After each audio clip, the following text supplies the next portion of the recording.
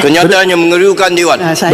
Betul saya kata. Tadi Temelloh mengatakan, Tan Sri, Temelloh mengatakan bahawa dalam sistem ujian UEC tidak mengajar sejarah Malaysia.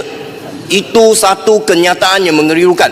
Tak apa, nanti saya nak tanya dalam silibus UEC memang ada ajar sejarah Malaysia. Saya minta supaya Temelloh tarik balik kenyataan tersebut. Bila dia keluarkan kenyataan tersebut, saya nak tanya Temelloh, kamu sudah baca, sudah teliti teks buku sejarah UEC tak? Saya nak tanya. Kota Melaka. Kalau tak ada, Saya nak tanya, saya nak bagi jangan tahu. keluarkan kenyataan Tan Sri Speaker, yang tidak benar dalam Dewan Yang Mulia ini. Tan Sri Speaker, perkara ini juga telah dijelaskan oleh Yang Amat Berhormat Perdana Menteri. Apa masalahnya?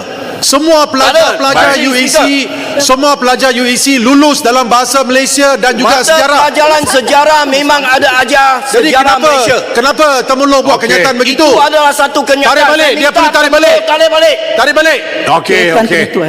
Okey, saya tenang, duduk, saya faham. Petang.